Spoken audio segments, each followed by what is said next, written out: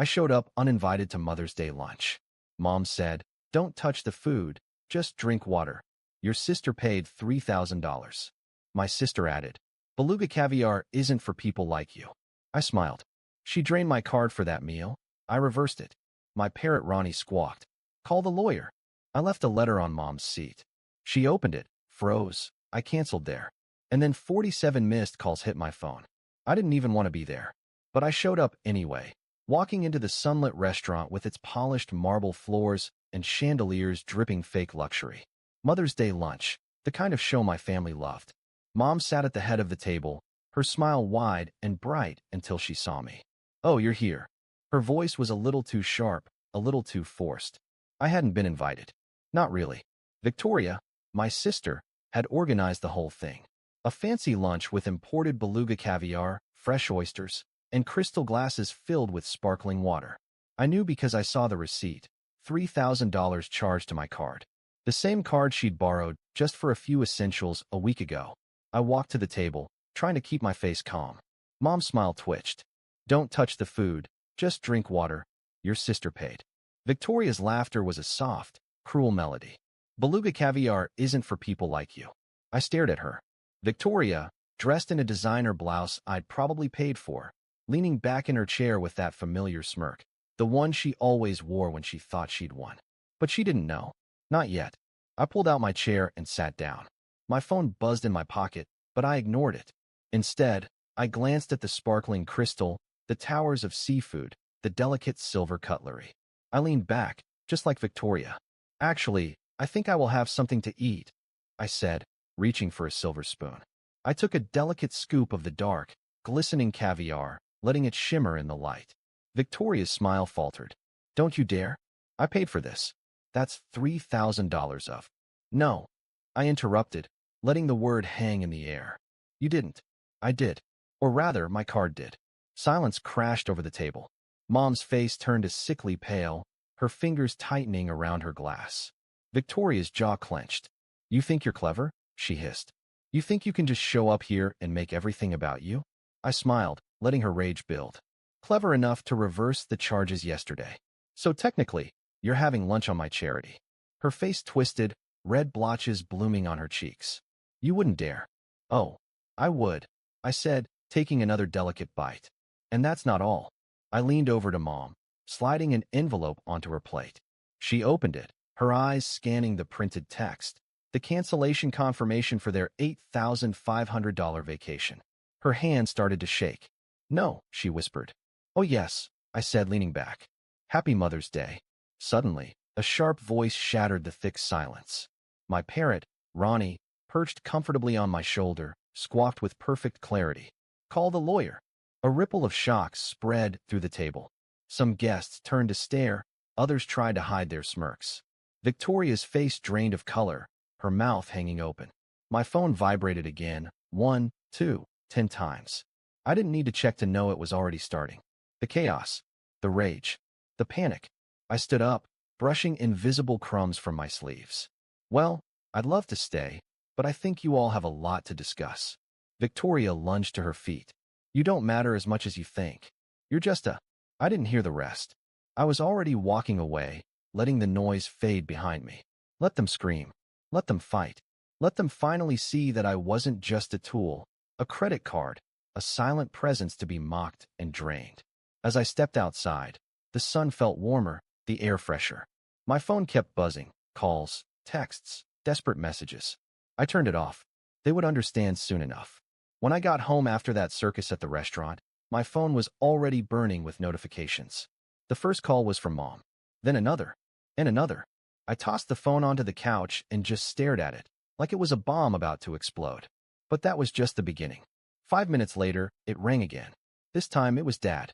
His voice was raw with anger. "What have you done? You humiliated your mother and your sister. Do you think this is funny?" I didn't answer. I just listened, letting his rage spill out. "You're going to pay us back for that lunch. You ruined our vacation. Your mother is crying. She can barely breathe." I ended the call without a word. The phone went quiet for just a few seconds before messages started pouring in, one after another, like a broken dam. "Mom, how could you do this? I raised you better.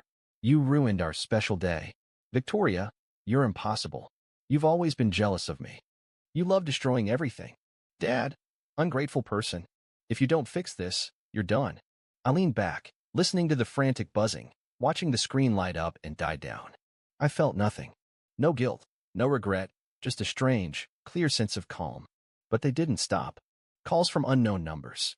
Voicemails, mom sobbing, dad screaming, Victoria shrieking about how I'd destroyed the family. Then the family chat lit up. Aunt Linda, I can't believe you did this. Your poor mother. Cousin James, not cool, man. Family is everything. Uncle Rob, your mom's heart can't take this kind of stress. Are you proud of yourself? Proud? I almost laughed. For the first time, I didn't feel like the helpless fool who would crawl back, apologize, and clean up their mess. I muted the chat, left the phone buzzing on the table, and made myself a cup of coffee. But as I stirred the sugar in, something twisted inside me. Not anger, not shame.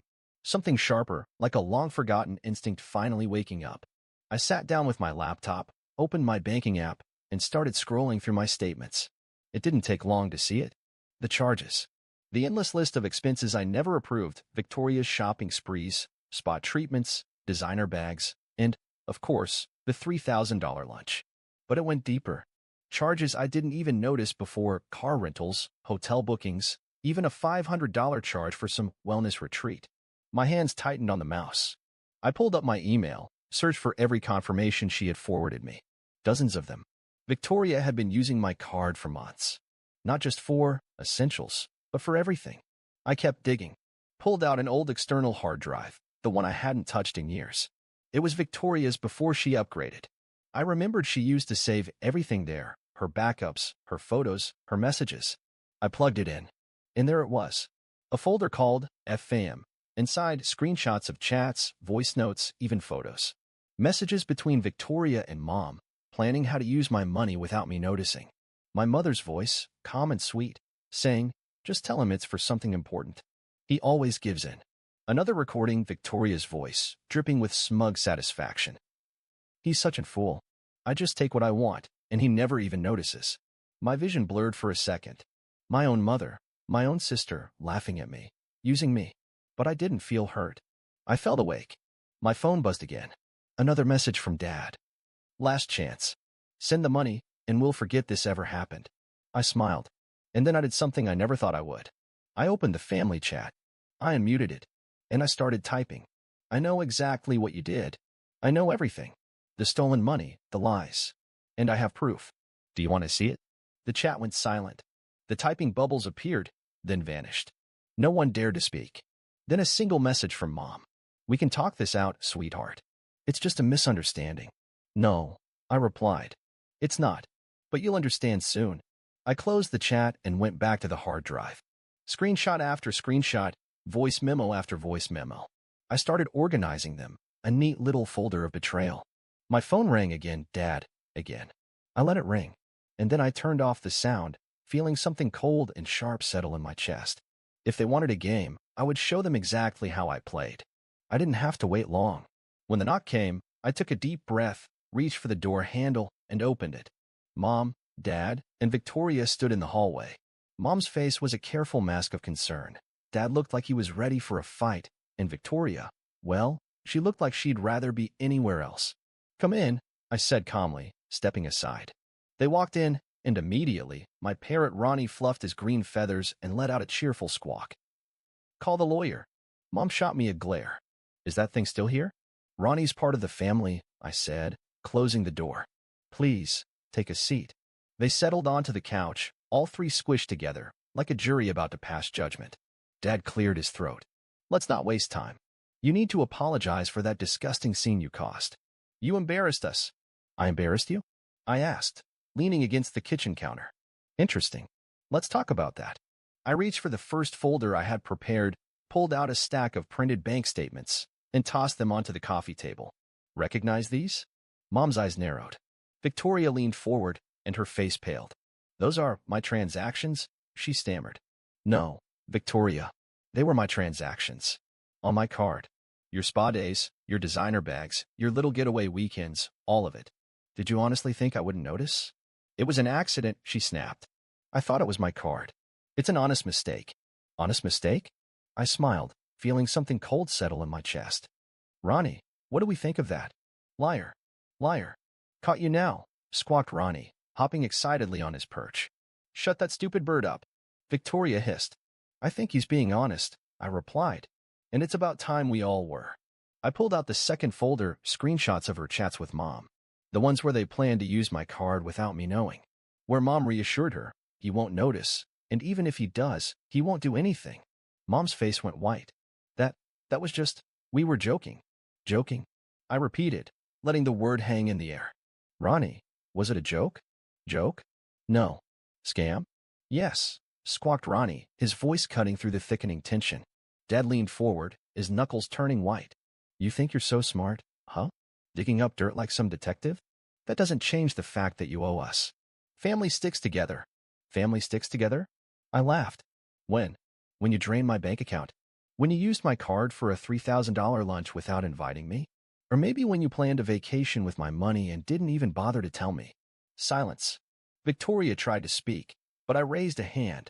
Not done. See, I've had enough. Enough of being the family wallet. Enough of being lied to. Enough of being your joke. Mom's voice was desperate now. We were just trying to keep the family happy. You've always had more. You never needed it as much as we did. More. I stepped forward, letting each word drop like a stone. You mean the life I worked for? The money I earned? The peace I tried to build? Ronnie fluttered his wings. No peace. Just noise. Victoria's face twisted.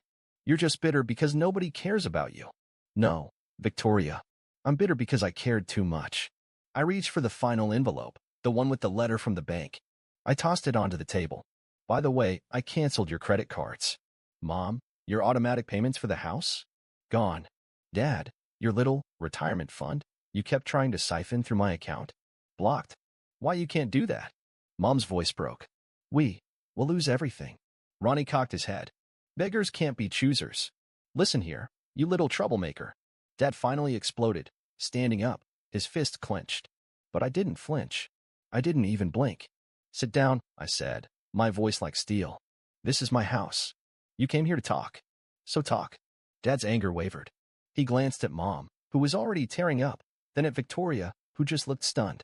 Mom clutched at her chest, her voice shaking. We're family. Family helps each other. No, Mom, I said, leaning forward. Family doesn't steal. Family doesn't lie. Family doesn't use one member as a walking ATM and then laugh behind their back. So much drama. Well, Ronnie cheered, clearly enjoying the show. Victoria's phone buzzed, and she glanced down, probably hoping for an escape. Don't even think about it, I said. You're not leaving until we're done. You've gone too far. Victoria screamed. You think this is revenge? You think you're teaching us a lesson? No. I'm teaching myself one, I replied. That I don't owe any of you anything. Mom broke into sobs, leaning against Dad, who just looked defeated. I almost felt a pang of pity. Almost. But Ronnie beat me to it. Fake tears. Bye-bye, he squawked, spreading his wings and doing a little dance on his perch. I walked to the door and opened it wide. You're done here. We're done. Son, please, Dad whispered, his voice weak. I shook my head. I was your son when you thought I was an easy target. Now I'm just the problem you couldn't hide. They stood, stumbling over themselves, trying to find some last words, some final excuse. But nothing came. They filed out the door, broken and silent. I closed the door, and for a moment, there was only quiet. Then Ronnie ruffled his feathers, looked at me with his beady little eyes, and croaked. Peace at last. Tea, master? I laughed. A real, deep, freeing laugh. Yeah, Ronnie, I said, walking to the kitchen. Tea sounds perfect. I thought they would give up. I thought they'd disappear, ashamed, finally realizing I wasn't a fool. But of course, they didn't. It started with the calls. Dozens of them. I ignored each one. Then came the messages. Mom, we need to talk, sweetheart. Please. This is a misunderstanding. Dad, you don't get to walk away like this. Answer me. Victoria, you're impossible to deal with. You ruined everything. I hope you finally understand how it feels to be alone. I blocked their numbers. Simple. Clean. But they weren't done. Unknown numbers began lighting up my screen. Voicemails, Dad, furious 1 minute, weeping the next.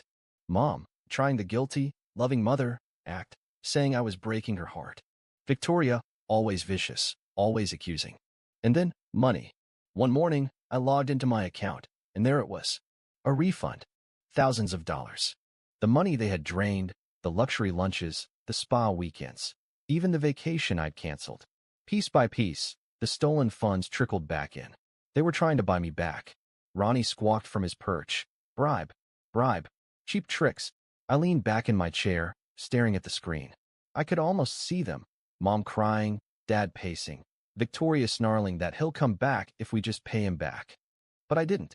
I moved the refunded money to a separate account, left it there like a monument to their desperation. And I said nothing. The messages kept coming. Mom. Sweetheart, we sent the money back. That shows how much we care. Please talk to us. Dad, we're still your family. Do you think money is more important than family? Victoria, I knew you were a snake. All you care about is cash. Cash. I laughed. It was never about the money. It was about dignity, something they never had. I returned to my life, blocked their new numbers, left the family chat without a word, unfollowed them on every social platform. My world grew quieter, and they grew louder. My cousin Alex messaged me. Dude, what is going on? Your mom's losing it. She says you've lost your mind. Aunt Linda called. I just want you to know, you can always talk to me. But your parents are suffering. Suffering? I almost pitied them. Almost. I changed my locks. Set up two-factor authentication on all my accounts. Changed my email passwords. They were panicking, and I wouldn't put it past them to try something desperate. But I wasn't afraid. I was free. Every morning, I woke up in my quiet apartment. I brewed my coffee, sat by the window, and watched the city wake up. No demands. No guilt. No phone calls sucking me dry. And Ronnie. Well, Ronnie thrived. Guess what? No money. He chirped one morning, dancing on his perch. Guess who's begging? Who, Ronnie? I grinned, sipping my coffee. Mommy. Daddy. Vicky. I burst out laughing. That little green feathered troublemaker was my best friend now. The only voice from the past I didn't mind hearing. But the storm wasn't over. 3 weeks later, an email slipped into my inbox. My father, trying a new tactic. A long, desperate letter. Son, please. We're struggling. We've refunded the money. Isn't that enough? Can't we move past this? Your mother's health is failing. Your sister is in a terrible state. You've proven your point. Please, let's be a family again. A family? They had no idea what that word meant. I didn't respond. A few days later, another email. This time, a copy of a transaction. They had sold some of their jewelry, scraping together even more money, trying to show they were serious. I watched them fall apart from a distance. My aunt texted me. Mom had started looking for a job at a local supermarket.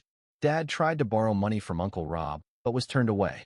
Victoria was calling up friends, trying to find someone who would lend her money. But the best part? They were fighting each other. Mom blamed Dad for letting this happen. Dad accused Victoria of pushing him too far. Victoria screamed that they were all failures without my money. Poetic justice.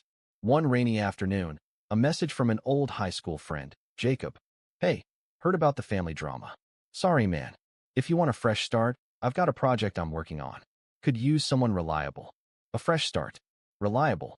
Words I hadn't heard in so long they almost felt foreign. But I smiled. Sure. I'm interested. When I ended the call, I glanced at Ronnie. Looks like we're moving up, buddy. He fluffed his feathers. Moving up. Moving out. I ordered a new couch, swapped out the old curtains for something brighter. My apartment began to look like a place where someone lived, not just survived. The next week, as I left for my first meeting with Jacob, I saw another message on my phone, from a number I didn't recognize. Please answer. I miss you. I didn't even need to check the voice. Deleted. As I walked out, the rain had stopped, the sun piercing through the clouds. For the first time in years, I didn't feel like I was running or hiding. I was free. Ronnie's voice echoed from the window behind me. Peace at last. Exactly, Ronnie, I muttered, grinning. Exactly. They never called again. No more desperate voicemails. No more fake apologies. Silence. The kind I used to fear, now it felt like freedom. My apartment transformed. Light, color, laughter. Ronnie, my loud-mouthed little parrot, danced on his perch, squawking, free bird. No bugs. He wasn't just mocking them. He was right. Work thrived. Jacob and I launched the project, and it took off. I wasn't just a wallet or a punchline. I was me. Capable. Respected. Whole. Sometimes a faint ache stirred, a whisper of guilt, wondering if I'd been too harsh. But then I remembered the empty promises, the stolen money, the mocking laughter behind my back. Family wasn't a bond. It was a burden I chose to set down. One day, a letter arrived. No return address. I didn't open it. I didn't need to. I tossed it in the trash, and the only sound in the room was Ronnie's cheerful voice. Let go. Fly free. And I did.